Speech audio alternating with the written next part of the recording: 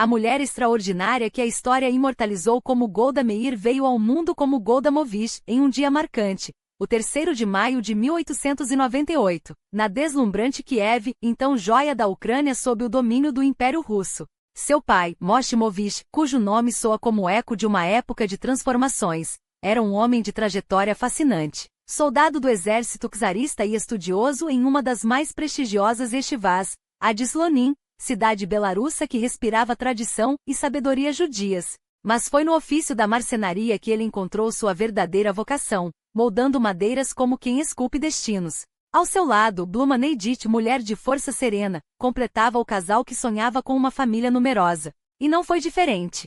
8 filhos nasceram desse amor, embora apenas 3 filhas tenham cruzado a linha tênue da infância para a vida adulta. A primogênita Sheina chegou ao mundo em 1889, em um lugar cujos detalhes se perderam no tempo, mas cuja beleza certamente marcou sua história. 9 anos depois, em 1898, veio Golda, a menina que mudaria o curso de uma nação. E em 1902 a caçula, Sipora, conhecida carinhosamente como Clara, e fechou o ciclo de uma geração criada no abraço acolhedor de Pinsk, cidade belarussa que, dentro da zona de assentamento do Império Russo, era refúgio e lar para milhares de judeus.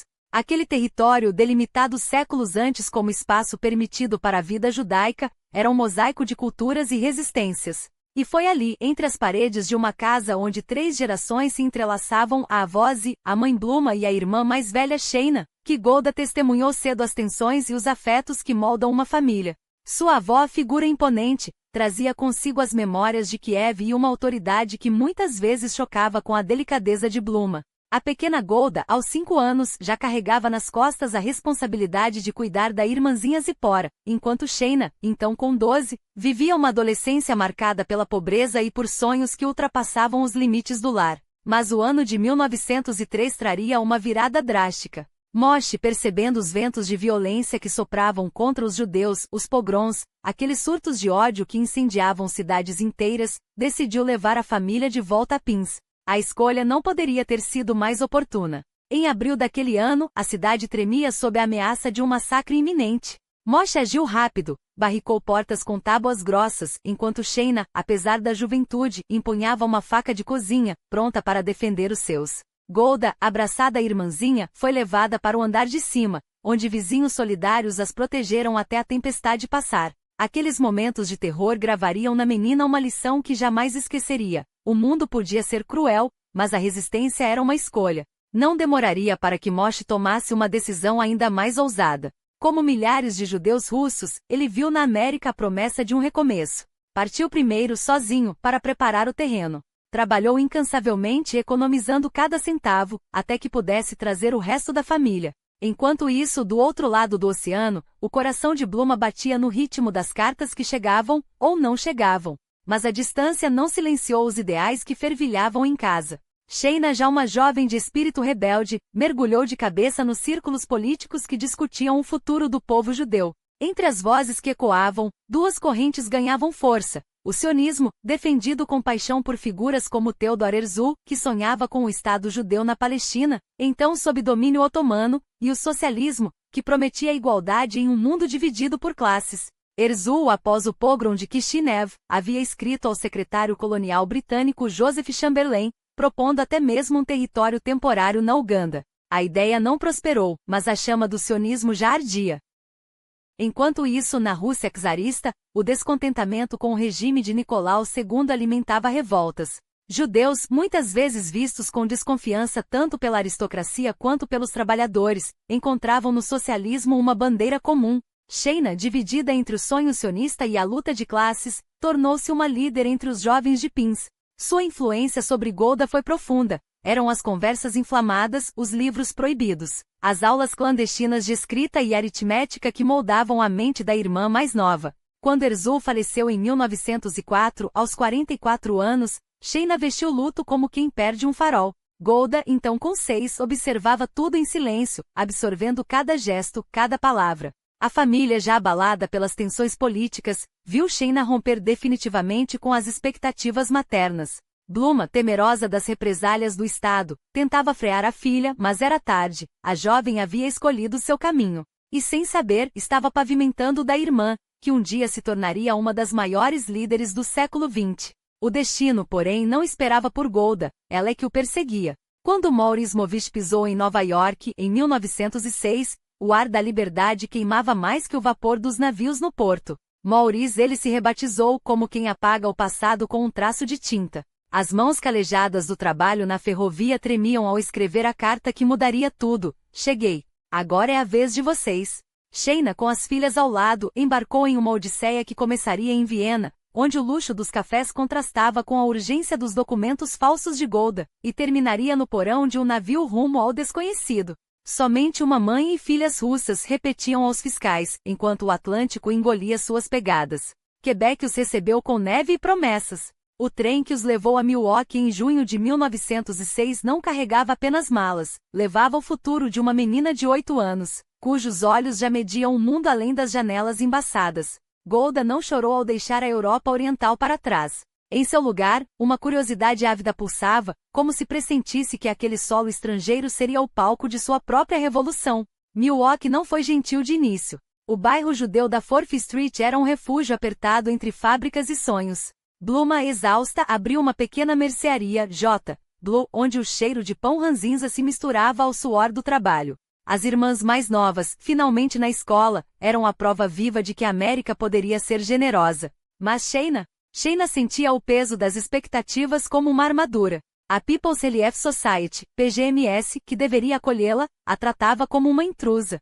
Caridade com condições é apenas outra forma de opressão, murmurou certa noite enquanto costurava até os dedos sangrarem. Golda ouvia tudo. E aprendia. A escola na Fourth Street, hoje um marco com seu nome, foi seu primeiro campo de batalha. Entre lições de inglês e olhares desconfiados, a menina de tranças escuras se destacava não pela obediência, mas pela voz. Aos 11 anos, já organizava arrecadações com a amiga Regina Hamburger para comprar livros aos colegas mais pobres. Como podem aprender se não têm ferramentas? Desafiava os professores. Em casa, traduzia cartas de imigrantes analfabetos, negociava empregos para recém-chegados e às escondidas. Devorava panfletos socialistas que Maurice trazia do trabalho na fábrica de roupas. Justiça não é um presente, Golda. É uma conquista, ele dizia, enquanto a tinta de suas placas de propaganda manchava os dedos dela.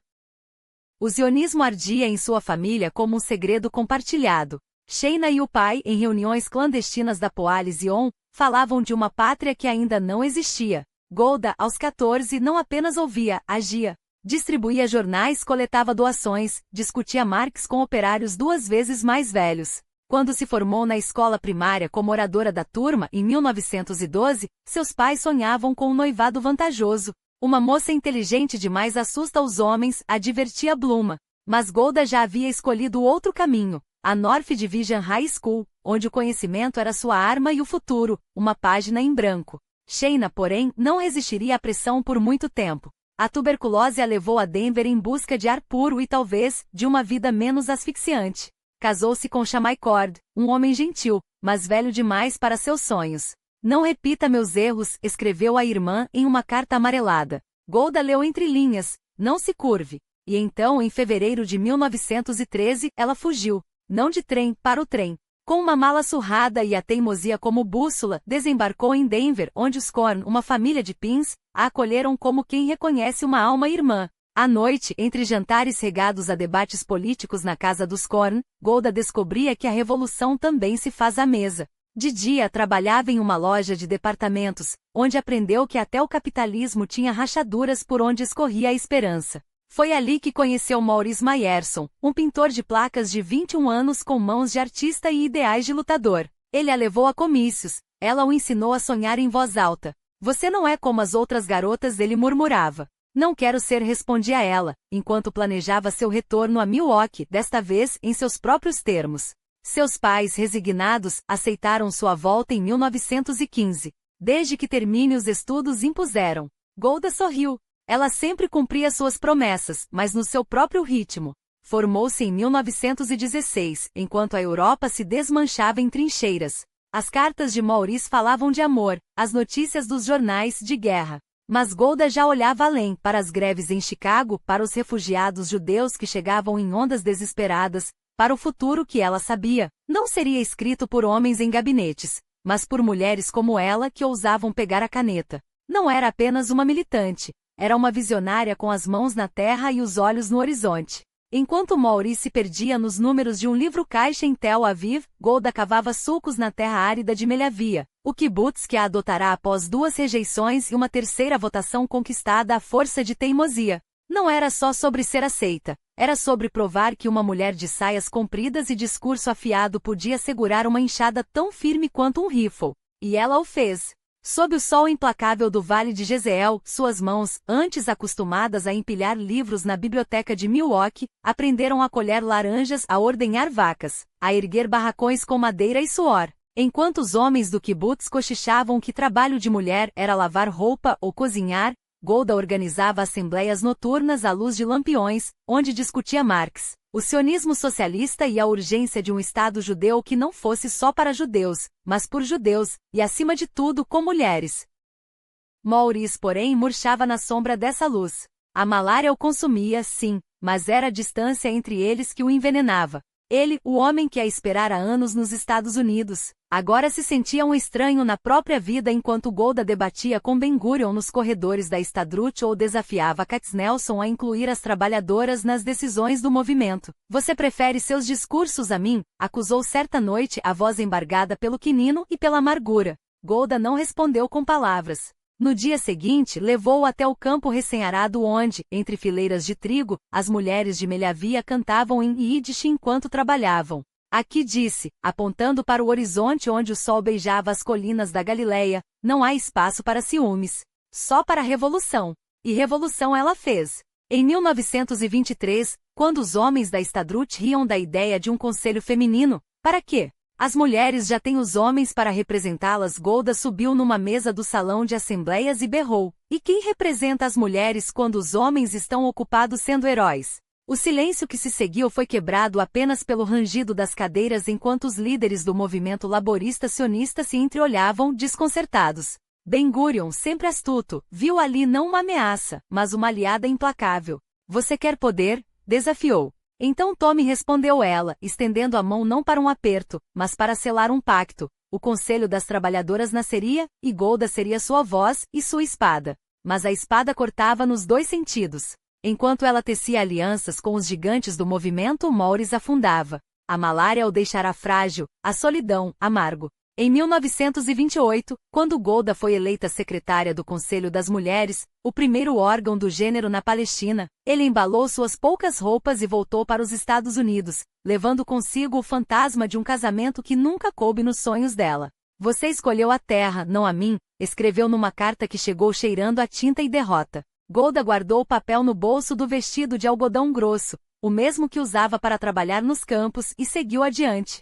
Não havia tempo para lamentos. A Palestina fervia, os britânicos apertavam o cerco, os árabes resistiam, e os judeus, divididos entre sonhadores e pragmáticos, precisavam de alguém que soubesse unificar a fome pela terra com a sede por justiça. Ela seria essa alguém. E o mundo mais uma vez subestimaria Golda Meir.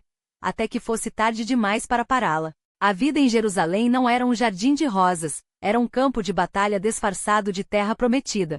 Enquanto Maurice se perdia nos labirintos de pedra da cidade antiga, fascinado por cada ruína que sussurrava histórias de reis e profetas, Golda via além das muralhas. O futuro não estava nos livros empoeirados, mas nas mãos calejadas dos que lavravam a terra e nas vozes das mulheres que, como ela, recusavam-se a ser sombras. O centro político sionista em Tel Aviv não era apenas um endereço, era um farol. E ela, mesmo com o coração partido entre a saudade dos filhos e a urgência da causa, sabia que não poderia ficar parada.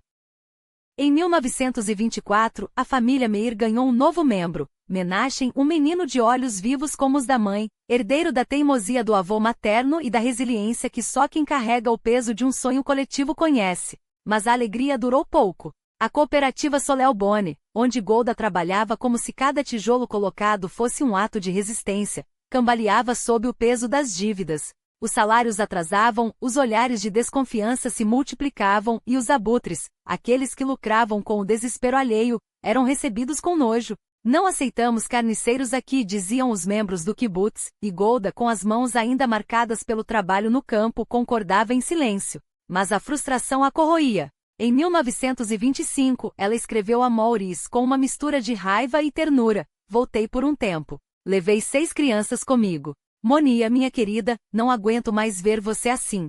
Era uma rendição temporária, mas não uma derrota. O kibbutz a queria de volta, não como mais uma trabalhadora, mas como a nani das crianças, a figura que unia o grupo com sua autoridade tranquila.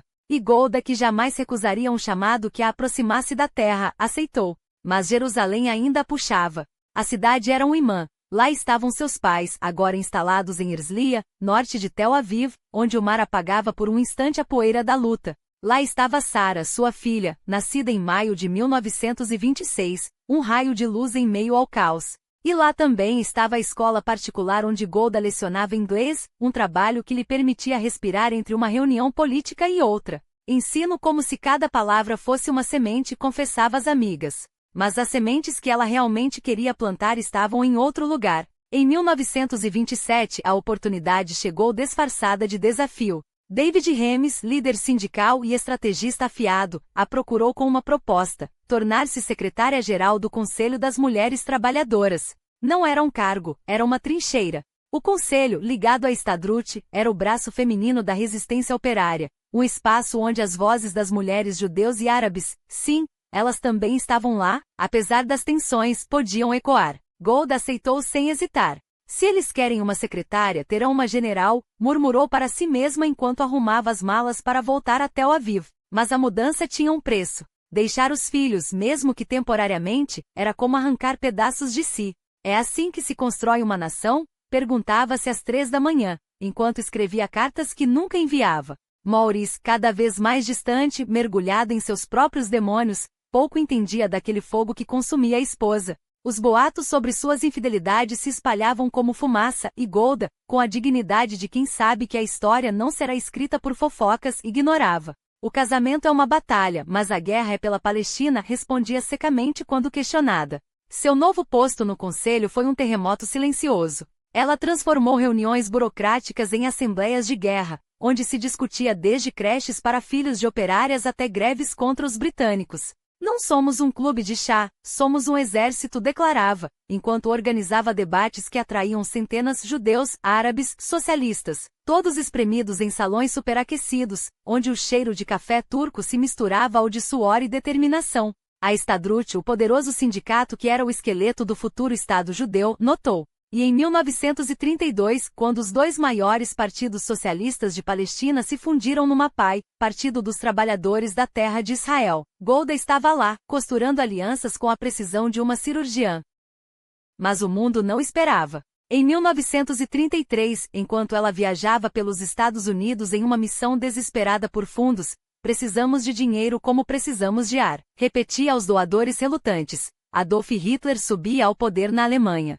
As notícias chegavam como facadas: judeus espancados, lojas saqueadas, famílias inteiras tentando escapar. A Palestina, já um caldeirão, começou a ferver. Os britânicos, pressionados pelos árabes, impuseram cotas de imigração. Cotas, Golda ria com amargura em uma reunião da agência judaica. Eles chamam de cotas o que na verdade é um enterro em vida. Ela voltou em 1934 não como uma simples ativista, mas como membro do Conselho Executivo da Histadrut, a máquina que movia a imigração, a economia e cada vez mais a defesa judaica. Ben-Gurion, o líder que via no deserto um futuro império, a observava com respeito. Golda entende o que poucos entendem, que um Estado não se constrói só com ideais, mas com tratores, escolas e rifles, comentou certa vez. Sob sua batuta, Tel Aviv inchava de 150 mil judeus em poucos anos, uma maré humana que os árabes viam com desconfiança e os britânicos tentavam conter com leis cada vez mais duras. E então, em 1936, a faísca. Uma greve geral árabe explodiu em violência. Judeus eram emboscados nas estradas, árabes, massacrados em retaliação. Lord Peel, enviado por Londres para acalmar a situação, propôs o impensável: dividir a Palestina. Golda, sentada à mesa das negociações, olhou nos olhos dos líderes árabes e viu o mesmo fogo que queimava nela. Não há terra suficiente para 2 estados aqui, disseram eles. Então não haverá paz, respondeu ela gelada. A partilha era uma traição, mas também uma admissão. Os britânicos que prometiam proteger estavam preparando a saída. E quando eles fossem embora, só restariam os fortes. Golda já sabia a qual lado estaria. E desta vez não seria como secretária, nem como professora, nem como mãe ausente. Seria como uma das arquitetas de algo que o mundo ainda não ousava nomear, um país. A notícia chegou como um golpe seco. A Comissão Pio havia decidido dividir, cortar a terra ao meio como quem repartia um pão mofado, oferecendo aos judeus as migalhas de um sonho que nunca fora deles por inteiro. Um Estado judeu independente, anunciaram os jornais, enquanto Golda lia entre linhas o que ninguém ousava gritar: um quarto. Apenas um quarto da Palestina histórica, um pedaço de deserto e pântano que os britânicos, em sua generosidade calculada, chamavam de solução.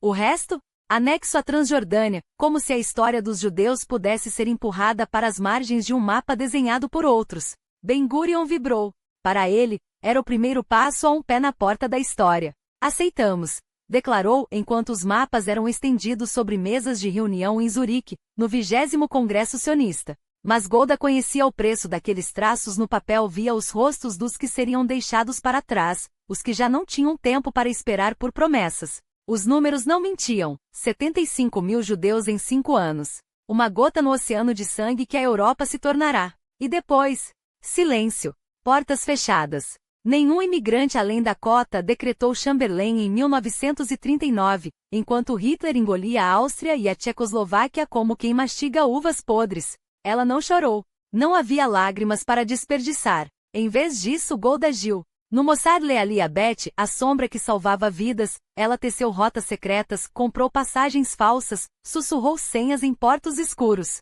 Cada judeu que chegava à praia de Tel Aviv era uma afronta aos britânicos, um dedo erguido contra o white paper que condenava milhares à morte. Ilegal? Ela ria, amarga. A legalidade não salva crianças dos fornos. E então veio a guerra.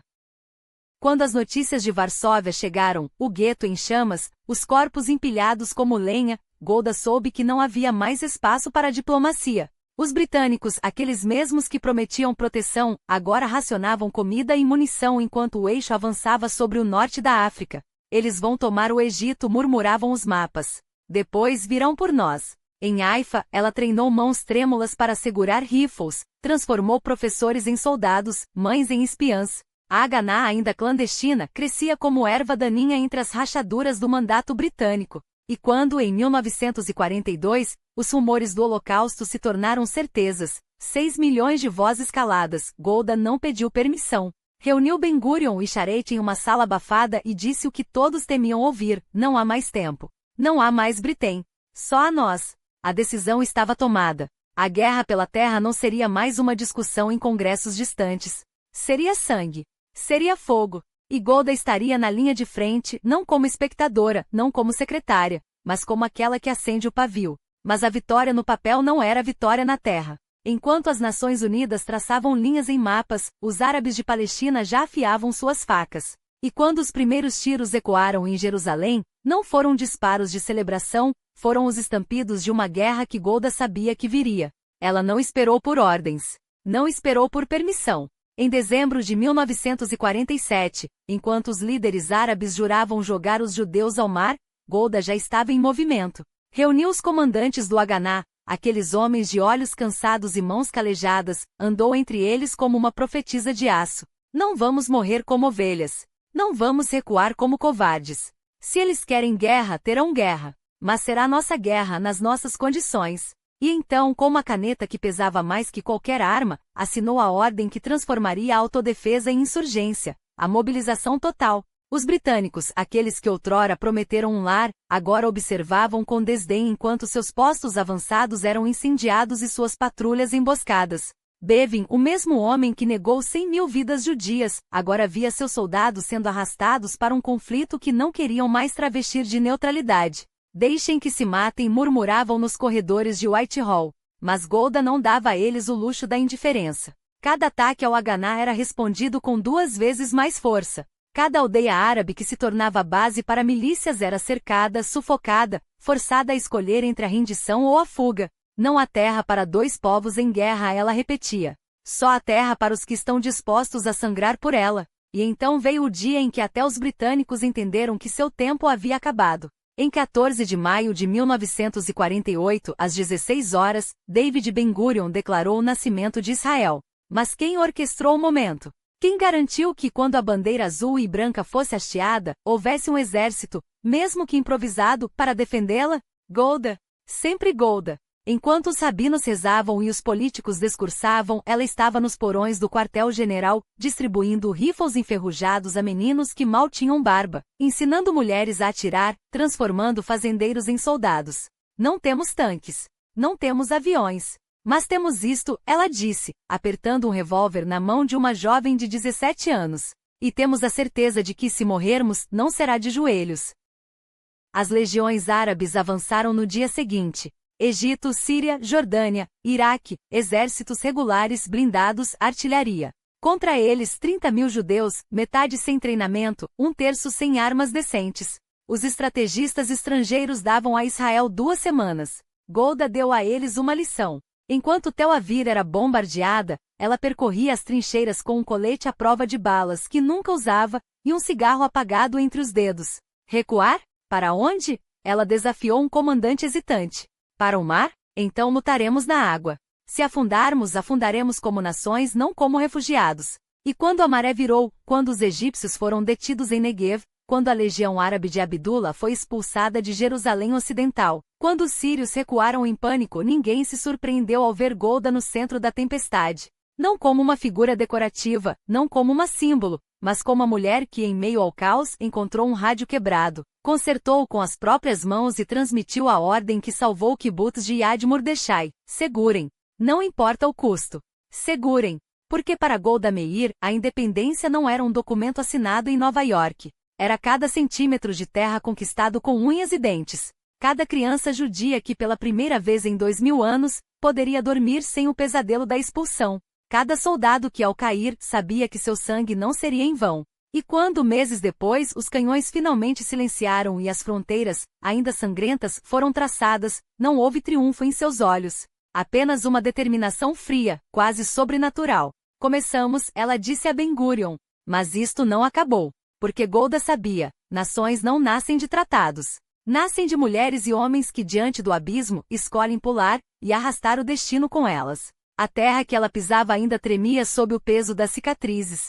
Em janeiro os ventos traziam notícias de hostilidades árabes, mas Golda não se curvou. Em 1948, ela voltou àqueles campos de batalha que já lhe eram tão íntimos quanto as rugas de suas próprias mãos. E então, como um raio cortando a escuridão, veio a notícia. Os Estados Unidos liderariam uma campanha para angariar fundos. Não era apenas dinheiro, era a chance de transformar lágrimas em balas, desesperança em resistência. 6 milhões de judeus foram engolidos pelas trevas da Europa, ela lembrava, a voz cortando o ar como uma lâmina. Não permitiremos que mais um caia sem luta. Com uma eloquência que só nasce da urgência, Golda convenceu magnatas judeus a abrir seus cofres. Não eram doações, eram apostas em um futuro que ainda não existia. Em fevereiro o 1 milhão foi atingido. Mas ela não parou. Março chegou e com ele mais 500 mil. O dinheiro não era para a sobrevivência, era para a vitória. Enquanto Ben-Gurion traçava estratégias, Golda financiou a contraofensiva de abril.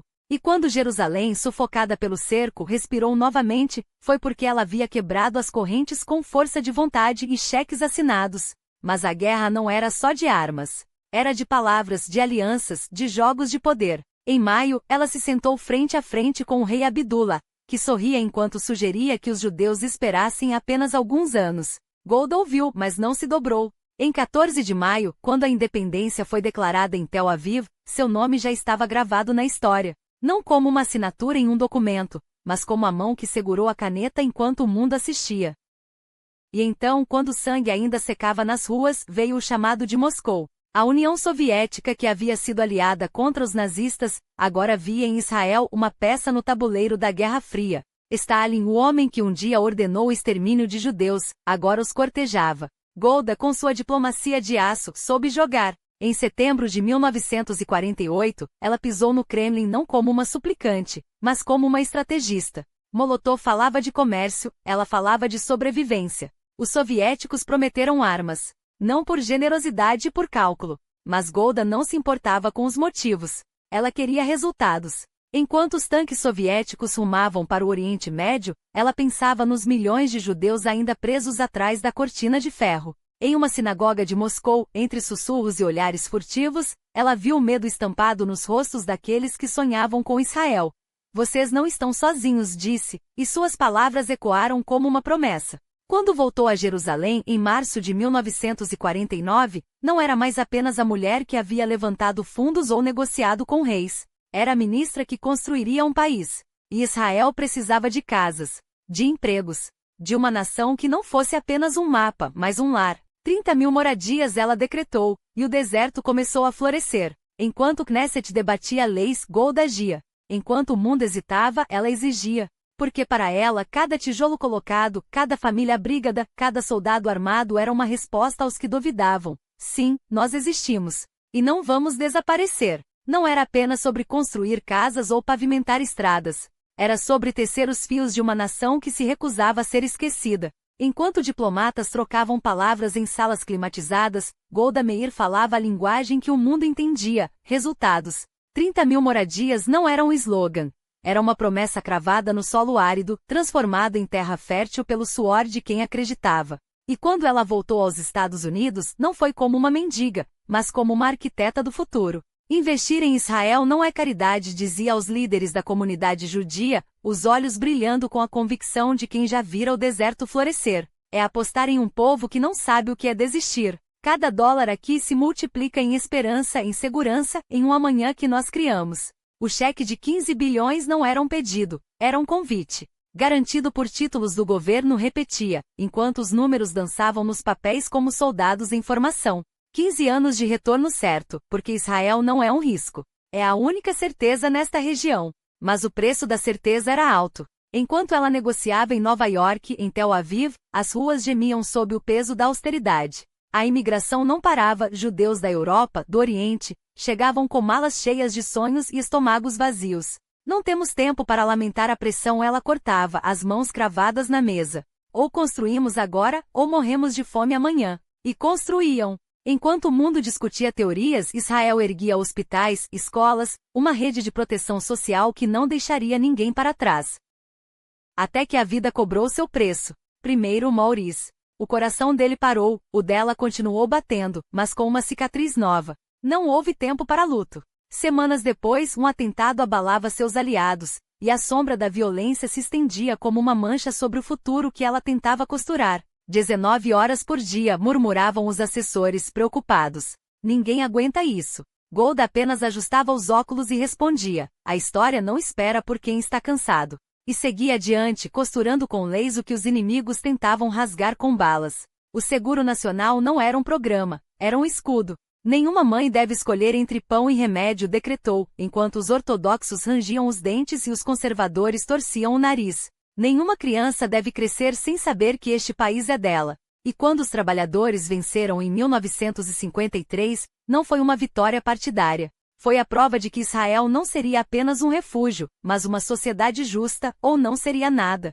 Mas a justiça tinha seus custos. O Serviço Nacional para Mulheres nos hospitais e escolas foi aplaudido por uns e maldito por outros. Tradição não se negocia, gritavam os rabinos. Sobrevivência também não, respondia ela serena. Cada passo à frente era uma batalha. Contra a pobreza, contra os preconceitos, contra os fedaíns que cruzavam a fronteira como sombras, deixando sangue e medo no rastro. Eles querem nos afogar no medo, dizia aos soldados, enquanto os corpos dos civis assassinados em Jordan eram enterrados. Nós vamos afogá-los em progresso. E então veio 1956. Nasser, com seu sorriso afiado e o canal de Suez na mão, achou que Israel se ajoelharia. Não conhecia Golda. Eles fecham uma rota, ela disse a Ben-Gurion, os dedos tamborilando sobre o mapa.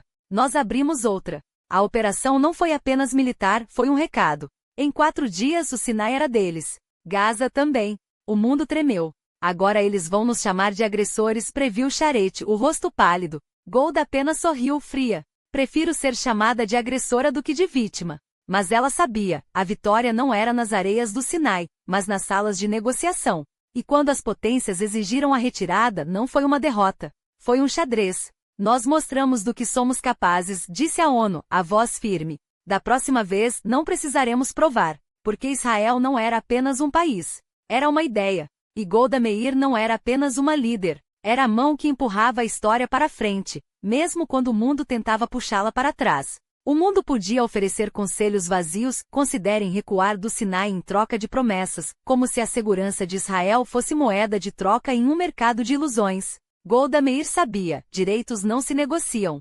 Respeitamos o direito de Israel a... As palavras dos outros sempre soavam como concessões disfarçadas. Mas ela não pedia permissão para existir. Enquanto o Egito sibilava ameaças e os Fedaim transformavam civis em alvos, ela respondia com uma estratégia que não precisava de desculpas: ação. Se estão abalados, não deixem que o terror os defina. Encontrem força onde eles só veem fraqueza. E quando a Alemanha Ocidental, com seu passado ensanguentado, estendeu a mão em nome de uma reconciliação econômica, muitos hesitaram. Como confiar em um país que ainda abrigava ex-nazistas em seus gabinetes? Mas Golda via além das sombras. Se a história não podia ser apagada, podia ser reescrita. Aceitou o apoio militar alemão não como um perdão, mas como um tributo, um reconhecimento tardio de que Israel não era mais uma vítima, mas uma potência que ditava seus próprios termos. Agradecemos aos amigos que finalmente entenderam qual lado da história vale a pena estar. Ralph Friedman Pous, ex-oficial nazista convertido em embaixador? Um símbolo cruel, sim, mas também uma prova. Até os algozes eram obrigados a se curvar à realidade que Israel havia forjado. E então veio Eishan, não como um fantasma do passado, mas como um lembrete vivo de que a justiça não tinha prazo de validade. Quando Mossad o arrancou de seu esconderijo argentino, o mundo se dividiu. Uns gritaram violação de soberania, outros finalmente baixaram a cabeça. Golda não explicou, não justificou. Há crimes tão monstruosos que não cabem em tratados ou fronteiras. E quando Eishan enfrentou seu julgamento em Jerusalém, não foi apenas um homem no banco dos réus, foi o próprio Holocausto, exposto em toda sua crueldade, enquanto o mundo assistia pela televisão. Justiça não é vingança, ela disse à ONU, é memória transformada em ação. A sentença foi executada. A mensagem eternizada. Mas Golda não governava apenas para o passado. Enquanto Ben-Gurion sonhava com o deserto florescendo, ela olhava para o mapa e via um tabuleiro maior, a África. Os novos países independentes não são nossos rivais, são nossos irmãos na luta contra o colonialismo. Enquanto as nações árabes cortejavam os líderes africanos com petrodólares e promessas, Israel oferecia algo mais valioso: solidariedade genuína. Médicos para o Congo e engenheiros para Gana, treinamento agrícola para a Nigéria. Não somos doadores. Somos parceiros. E quando Kwame Nkrumah, o visionário de Gana, estendeu a mão, não foi caridade, foi uma aliança. Vocês nos entenderam quando ninguém mais o fez, disseram os africanos. E Golda respondeu, porque sabemos o que é ser subestimado. Mas nem todas as batalhas eram travadas além mar. Dentro de Israel, as fraturas apareciam. O caso Lavon em uma mancha de traição, operações secretas que saíram errado, acusações voando como facas. Pinhas Lavon, o ministro da Defesa, caiu. Ben-Gurion, o arquiteto da nação, foi forçado a recuar. E no meio do caos, Golda permaneceu. Não como juíza, mas como a voz que lembrava, um país não pode se dar ao luxo de guerras internas quando há inimigos à porta. Quando Levi Eshol assumiu o cargo, ela não o viu como um rival, mas como um aliado necessário. A unidade não é a ausência de conflito. É a escolha de não deixar que ele nos destrua. E então, a saúde atraiu. Um diagnóstico que não respeitava títulos nem legados. Mas Golda Meir não era do tipo que se curvava nem à doença. Se o corpo fraqueja, a vontade não. Enquanto os médicos sussurravam advertências, ela planejava sua próxima jogada: consolidar o apoio dos países não alinhados, garantir que Israel não fosse isolado, preparar o terreno para uma geração que não conheceu o medo de 1948. Ben-Gurion poderia ter voltado, clamando por seu lugar no centro do palco, mas ela não cedeu. O passado nos ensina, mas o futuro nos pertence. Porque Israel não era um milagre, era uma escolha. E Golda Meir não era uma líder. Era prova de que às vezes a história precisa de alguém que se recuse a aceitar o script que lhe foi dado. Mas a história não se escreve com entusiasmados anúncios de bastidores, ela se forja no fogo das decisões que mudam o curso de uma nação. E enquanto os outros se perdiam em comemorações prematuras ou disputas partidárias, Golda Meir já olhava além. O Hafid Ben-Gurion poderia até ter conquistado seus 10 assentos no Knesset, mas o jogo real não era sobre bancadas. Era sobre quem seguraria o leme quando a tempestade chegasse. E a tempestade, como sempre, estava no horizonte. 1967 não começou com discursos inflamados ou alianças festivas. Começou com uma mentira soviética, aquela que acusava Israel de concentrar tropas na fronteira com a Síria, uma farsa que bastou para acender o pavio. O Egito expulsou as forças de paz da ONU do Sinai, bloqueou o Estreito de Tirã e mobilizou 100.000 soldados. O mundo assistia paralisado pela ilusão de que a diplomacia ainda tinha voz. Mas Golda sabia, quando um ditador como Nasser desafia você a duelo, você não negocia as regras do jogo, você ganha. Eshol hesitava. Os generais pressionavam. A nação inteira prendia a respiração. Até que na manhã de 5 de junho, ela deu a ordem que mudaria tudo: destruam-os no chão. Em menos de 3 horas, a Força Aérea Israelense reduziu a cinzas 300 aeronaves egípcias. 6 dias depois, o mapa do Oriente Médio estava reescrito: Sinai, faixa de Gaza, Cisjordânia, Golã e Jerusalém, tudo sob controle israelense. Não foi sorte. Foi estratégia. Foi a recusa em aceitar que Israel pudesse ser apagado do mapa mais uma vez. Mas a vitória tem um preço. Eshol, o arquiteto da União Nacional que salvou o país, sucumbiu ao peso da liderança em 1968. A doença o levou, e com ele, a última chance de uma transição tranquila. O laborista se dividia entre Alon, o estrategista, e Dayan, o herói de guerra. E no meio do turbilhão ela estava lá, Golda, a única que entendia que o verdadeiro teste não era ganhar uma guerra, mas governar depois dela. Quando o Comitê Central do Partido Trabalhista se reuniu em março de 1969, não houve debates acalorados. Não houve dúvidas. Aos 70 anos, com um diagnóstico médico que lhe dava, no máximo, uma década de vida, ela assumiu o cargo que nenhum homem em Israel ousara lhe oferecer antes: primeira-ministra. Não como uma concessão, mas como a única escolha possível. Porque se havia alguém que sabia o que era liderar um povo citado, atacado e ainda assim inquebrantável, essa pessoa era a menina de Kiev que viu seu pai trancar a porta com medo dos pogroms, a jovem de Milwaukee que sonhou com um lar, a mulher que em 1948 assinou a Declaração de Independência sabendo que o preço seria sangue. O Israel que ela herdou não era mais aquele sonho socialista de fazendas coletivas. Era uma potência militar cercada por inimigos, um país que havia trocado a enxada pelo fuzil, a utopia pela sobrevivência. E Golda não veio para administrar o declínio, veio para definir o que viria depois. Os moderados do partido podiam discutir, os generais podiam exigir mais guerras, os internacionais podiam clamar por retirada. Mas ela olhava para Jerusalém unificada, para os tanques destruídos no Sinai, para os rostos dos soldados que voltavam, e sabia: a paz não se pede de joelhos. A paz se constrói quando o outro lado entende que não há alternativa. E se o mundo achava que uma mulher de 70 anos, com problemas de saúde e um passado de lutas, ia recuar, então o mundo ainda não tinha entendido nada, porque Golda Meir não governava por ambição. Governava por uma razão muito mais perigosa: ela acreditava que Israel merecia existir. E isso, no Oriente Médio de 1969, era o mais revolucionário de todos os atos. Não era uma líder de gabinetes climatizados ou de discursos ensaiados. Golda Meir governava com os pés no chão, a voz rouca de quem já gritou por justiça e as mãos cientes de que cada decisão poderia ser a diferença entre a sobrevivência e o abismo. E foi assim, com essa mistura de pragmatismo e paixão, que em outubro de 1969 ela liderou uma aliança que parecia improvável: o Partido Trabalhista e o Mapam, a esquerda mais radical, unidos como dois ramos do mesmo tronco. Não por acaso arrastaram 56 cadeiras na Knesset. O povo israelense, cansado de meias medidas, finalmente tinha alguém que falava sua língua, dura quando preciso, materna quando possível. Mas governar não era apenas sobre vitórias eleitorais. Era sobre equilibrar o sonho socialista com a realidade de um país em guerra permanente. Sim, ela acreditava no Estado como protetor, na Estadrut como coluna vertebral da nação, em uma economia onde ninguém ficaria para trás. Mas a inflação crescia, os salários não acompanhavam o custo de vida, e as greves ameaçavam paralisar o país. Os sindicatos, outrora aliados, agora pressionavam como um peso morto. E ainda assim, entre crises e contradições, Israel se preparava para um milagre: um crescimento econômico de 35% em poucos anos. Porque Golda sabia que um país não se sustenta só com ideais, precisa de músculos. E ela estava disposta a flexioná-los. Até que março de 1971 explodiu em suas mãos. Não foram os mísseis egípcios nem as ameaças sírias, mas algo muito mais doloroso: a revolta dos seus próprios. Os Panteras Negras de Israel, sim, inspirados nos irmãos americanos, mas com uma dor exclusivamente israelense, tomaram as ruas de Jerusalém. Não eram inimigos de fora, eram filhos do país que ela ajudara a construir, judeus Mizraim, Os esquecidos do sonho sionista. Discriminação, gritavam.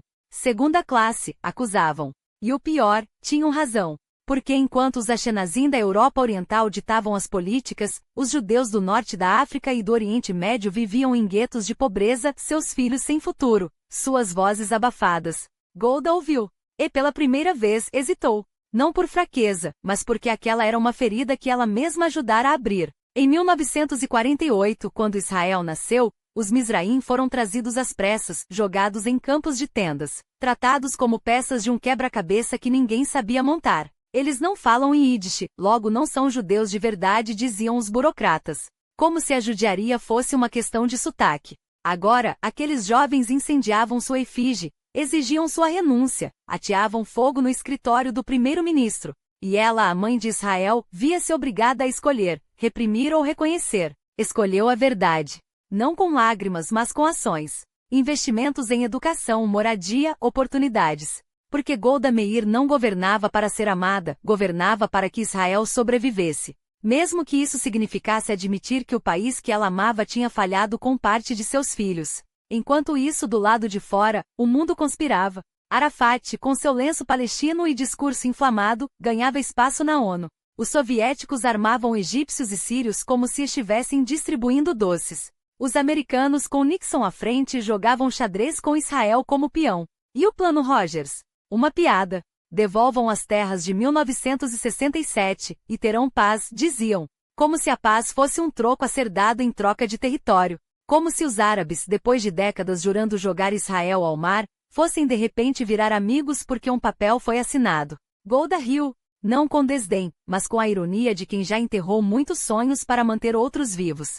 Paz? Que paz, deve ter pensado. A paz que eles querem é a nossa tumba. E assim, enquanto o mundo aplaudia o cessar-fogo de 90 dias, enquanto Roger sorria para as câmeras, enquanto os soviéticos instalavam mísseis no canal de Suez, ela preparava Israel para o inevitável. Porque a história não é feita por quem assina tratados, é feita por quem está pronto para a guerra quando o tratado é rasgado. E Golda Meir, com seus 70 anos, seus problemas de saúde e sua teimosia inquebrantável, estava mais do que pronta.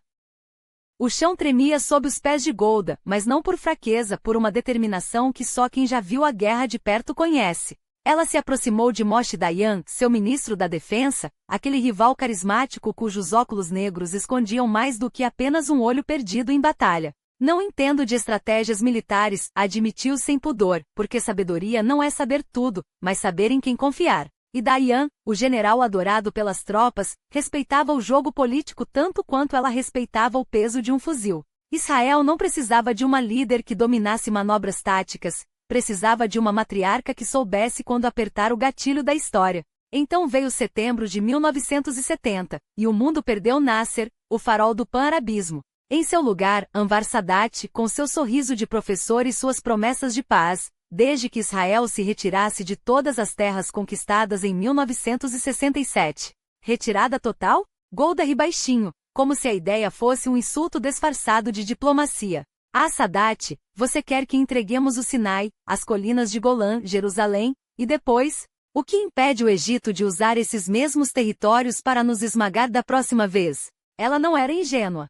Sabia que cada polegada de terra era um escudo, cada cidade um ponto de não retorno. Então propôs o impossível, uma paz que não significasse suicídio, manter as fronteiras, manter o controle, manter Israel viva. E quando Sadat contra-atacou com sua oferta generosa devolver parte do Sinai, mas manter o canal de Suez como refém, Golda traçou no mapa o que nenhum homem ousaria. Não, vamos ficar com tudo. Golã, Jerusalém, o porto de Sharm el-Sheikh. E se o Egito quiser guerra, que venha. Os generais engoliram em seco. Os aliados americanos franziram a testa. Até Dayan, por um segundo, duvidou. Mas ela não estava negociando, estava ditando os termos da sobrevivência. Quando o parlamento ameaçou derrubá-la com um voto de desconfiança, ela venceu por uma margem tão fina que até o destino deve ter segurado a respiração. O West Bank fica.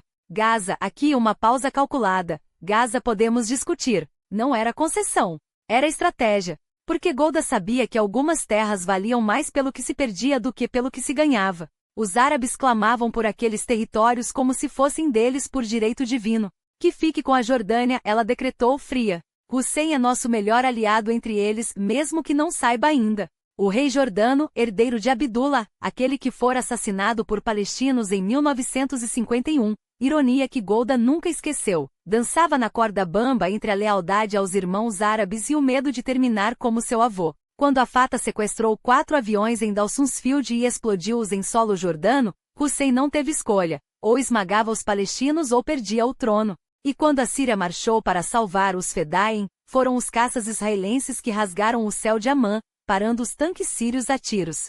Nós salvamos Hussein, Golda murmurou enquanto o mundo a chamava de belicista. E um dia, ele nos pagará com gratidão. Mas a gratidão é uma moeda que perde valor rápido no Oriente Médio. Em setembro de 1972, quando Black September sequestrou atletas israelenses em Munique, o mundo viu o terror ao vivo, e depois virou o rosto. 11 mortos. Um policial alemão. 5 terroristas que deveriam ter sido caçados como cães, mas que alguns chamavam de mártires. Golda não chorou em público. Ordenou: encontrem-nos. Matem-nos. Um por um. O Mossad não perguntaria 2 vezes. E quando as críticas vieram, como ousa vingar sangue com sangue? Ela respondeu com a única lógica que entendia, porque se não o fizermos, eles voltarão. E da próxima vez não serão atletas. Serão nossas crianças. A paz de Golda Meir não era um abraço.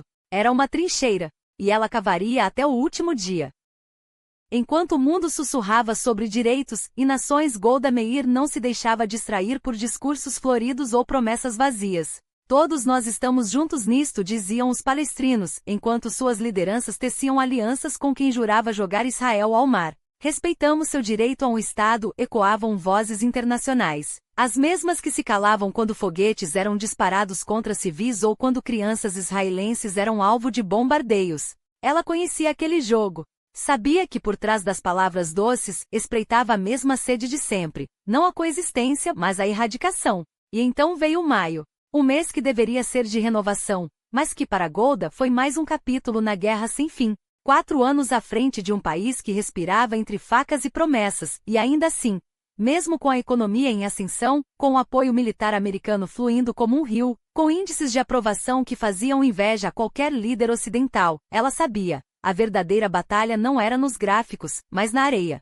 Naquele momento, enquanto o mundo aplaudia seu sucesso, ela já pressentia a tempestade. Os sírios, com suas baterias antiaéreas soviéticas, não as instalavam por acaso. O rei Hussein, em sua visita secreta, não vinha para trocar cumprimentos. E quando a inteligência israelense interceptou os movimentos egípcios, quando os tanques sírios começaram a rastejar em direção às colinas de Golã, não havia mais espaço para ilusões. 5 de outubro. O chefe do Estado-Maior, David Elazar, sentia o cheiro da guerra como um caçador fareja a presa. Eles não ousariam, murmuravam alguns, embalados pela memória da vitória relâmpago de 1967. Mas Golda conhecia o preço do excesso de confiança. Sabia que a história não se repete como farsa, às vezes ela volta como tragédia. Quando os relatórios confirmaram, o Egito e a Síria avançavam, coordenados, implacáveis, não houve hesitação. Não houve tempo para lamentos. A ordem foi clara, mobilização total. E então veio o Yom Kippur, o dia mais sagrado do judaísmo, transformado em pesadelo. Enquanto o país jejuava e rezava, os egípcios cruzavam o canal de Suez como uma maré de aço. Os sírios desciam das colinas de Golã como uma avalanche. E Israel, tão acostumado a dominar os céus, viu seus pilotos sendo abatidos por mísseis que não estavam nos manuais. Os generais, tão seguros de sua superioridade, foram pegos de calças curtas. A nação que havia esmagado 3 exércitos em 6 dias agora sangrava, recuava, via seus soldados morrendo em terra que juraram nunca mais perder. Golda não chorou, não gritou, não se dobrou. Reuniu seus generais, Elazar, pedindo um ataque preventivo. Dayan, pálido, quase resignado, andou pela sala como um leão enjaulado. Se atacarmos primeiro, perderemos os americanos, disse friamente. Se não atacarmos, perderemos tudo. A escolha foi feita em segundos. Mobilização total, sem desculpas, sem meias medidas. Israel não pediria permissão para sobreviver. E quando as notícias pioraram, os sírios a quilômetros de Tiberíades, os egípcios consolidando suas cabeças de ponte, os mortos se acumulando como lenha, ela não recuou. Não aceitou a renúncia de Dayan, não se deixou abater pelos relatórios sombrios. Em vez disso, traçou linhas vermelhas na areia. Segurem o Golã. Empurrem-os de volta no Sinai. E quando chegarmos a hora, cruzaremos o canal e faremos deles os cercados. Os primeiros dias foram um inferno. Mas Israel não quebra. No norte, os sírios recuaram, deixando para trás uma trilha de tanques destruídos. No sul, as forças egípcias, tão confiantes em sua ofensiva, viram-se presas entre o fogo israelense e o deserto. E quando as tropas de Ariel Sharon, sim, aquele mesmo Sharon, romperam as linhas inimigas e cruzaram para o lado ocidental do canal, o mundo inteiro prendeu a respiração. O Egito, que sonhara com a vingança, agora via sua terceira divisão cercada, faminta, à mercê dos canhões israelenses. 22 de outubro. O cessar-fogo foi imposto primeiro pelos americanos, depois pelos soviéticos, todos com medo de que a guerra escalasse para algo pior. Golda poderia ter esmagado o Egito ali, naquele momento. Poderia ter ditado termos.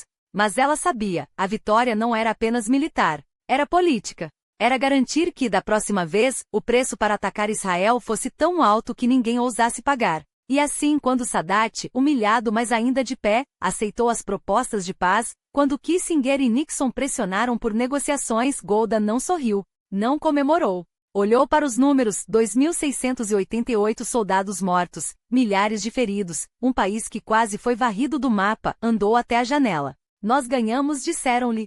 Sim, respondeu. Mas há um custo que nenhum de nós deveria ter pagado. A culpa, é claro, veio como um enxame. Por que não atacamos primeiro? Por que confiamos na inteligência? Por que não esmagamos eles de uma vez? Ela poderia ter jogado a responsabilidade nos generais, nos serviços secretos, nos americanos. Mas Golda Meir não era desse tipo. A responsabilidade é minha, disse, simples assim. E quando os manifestantes gritaram por sua cabeça, quando os jornais a crucificaram, quando até seus aliados sussurraram que era hora de ir, ela não se escondeu. Foi para Washington. Sentou-se com Kissinger e Nixon olho no olho, e negociou não como uma suplicante, mas como uma igual. Vocês querem paz? Então garantam que o Egito nunca mais tenha a tentação de nos atacar. Vocês querem estabilidade? Então façam Sadat entender que a próxima guerra será a última dele. E quando os acordos começaram a tomar forma, quando o Egito pela primeira vez reconheceu Israel como um fato, não como uma aberração, ela soube, aquele era o legado que deixaria. Não a paz dos ingênuos, não a rendição dos fracos. A paz dos que sabem que às vezes a única maneira de evitar a guerra é estar pronto para travá-la. Não era amizade, era cálculo. Não era entusiasmo ingênuo, era estratégia fria. Quando os oficiais de ambos os exércitos se sentaram à mesa para negociar a troca de prisioneiros, não havia sorrisos forçados. Havia a compreensão silenciosa de que cada nome na lista representava uma vida que não seria desperdiçada em vão. E quando a terceira divisão egípcia recebeu os suprimentos prometidos, não foi um gesto de boa vontade. Foi o preço exato pelo recuo ordenado, milímetro por milímetro, de tanques que antes fugiam em direção a Tel Aviv. A retirada não era gradual por acaso. Era porque cada centímetro de terra cedido era trocado por algo mais valioso, tempo. Tempo para Israel se reorganizar. Tempo para o Egito entender que a próxima rodada não seria tão indulgente. E quando Kissinger desembarcou no Oriente Médio, não foi recebido com abraços. Foi recebido com o respeito reservado a quem carrega a caneta que pode escrever o fim de um conflito ou o início de outro. Os detalhes do acordo não foram celebrados com champanhe, mas com um suspiro coletivo de quem sabe que a paz não é um presente. É um armistício negociado entre dentes cerrados. O Knesset pode ter aprovado, mas não por bondade. Aprovaram porque sabiam que depois de outubro, o país não aguentaria outro round sem antes se curar das cicatrizes. As eleições? Adiadas. Não por descuido, mas porque uma nação em guerra não pode se dar ao luxo de dividir sua atenção. Meir não chorou pelo calendário eleitoral, ela calculou. Cada dia a mais no poder era um dia a mais para consolidar o que havia sido conquistado com sangue. E quando dezembro chegou e ela finalmente pisou no palco que lhe era devido, não foi para discursar sobre vitórias, mas para lembrar a todos que a política, como a guerra, é um jogo de paciência. O labor poderia ter perdido apoio, mas não perdeu o que importava, o controle sobre o futuro. E o futuro tinha um nome, Yitzhak Rabin. Um homem que entendia, como ela, que a paz não se constrói com palavras, mas com ações que deixam claro quem detém o poder de destruição. Quando os acordos de desengajamento com a Síria foram assinados, não foi um gesto de fraqueza, foi a confirmação de que Israel ditava os termos. Kissinger pode ter mediado, mas quem decidia o ritmo era Jerusalém. E quando, em junho, ela deixou o cargo, não foi com lágrimas, mas com a certeza de que havia plantado as sementes de algo que nem mesmo seus sucessores ousariam arrancar. Uma lenda não se aposenta. Ela se transforma. E enquanto o mundo aplaudia o Nobel de Sadat e Begin, enquanto os holofotes se voltavam para Camp David, ela observava de longe, sabendo que a verdadeira vitória não estava nos tratados, mas na capacidade de fazer o inimigo acreditar que desta vez a paz era a única opção que lhe restava. Sua autobiografia não foi escrita para vender cópias, foi escrita para deixar claro que a história não é feita por sonhadores, mas por aqueles que, quando necessário, estão dispostos a sujar as mãos. E quando, em 1978, o palco da Broadway tentou reduzir sua vida a um drama, ela deve ter sorrido ao pensar como o mundo ainda não entendia. Golda Meir não era uma personagem. Era prova de que, em um século de idealistas quebrados, só os realistas sobrevivem. E quando Sadat finalmente pisou em solo israelense, não foi por amizade. Foi porque ela, anos antes, havia lhe mostrado que a alternativa era muito pior. A paz não veio porque os corações amoleceram. Veio porque as armas por um momento se calaram, e todos sabiam quem as empunhava com mais firmeza. O Nobel? Um detalhe. A verdadeira recompensa era saber que quando a próxima crise chegasse, o mundo olharia para Israel não com piedade, mas com respeito.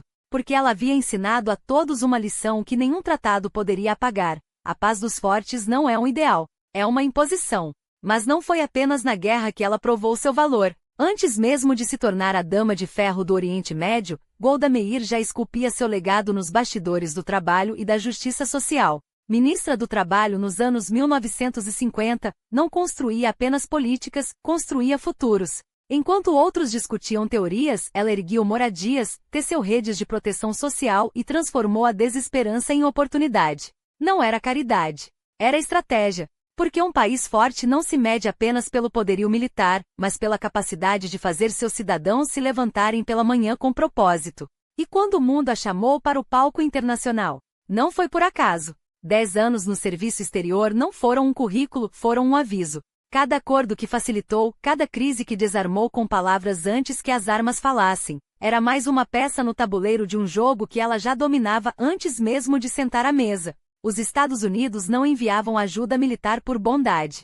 Enviavam porque sabiam, com Golda cada shekel investido se multiplicava em segurança e influência, em um aliado que não pedia, exigia e entregava resultados. E então veio 1967. 6 dias que redefiniram uma região, um povo, um destino. Enquanto o mundo prendia a respiração, ela não hesitou. Não era sobre vitória. Era sobre sobrevivência. E quando a poeira baixou, não foram apenas territórios que Israel ganhou e foi um lugar permanente na mesa das nações. Levi Eshol pode ter sido o primeiro-ministro no papel, mas todos sabiam quem movia as peças nos bastidores. Quem garantia que mesmo nas horas mais sombrias, a máquina não pararia.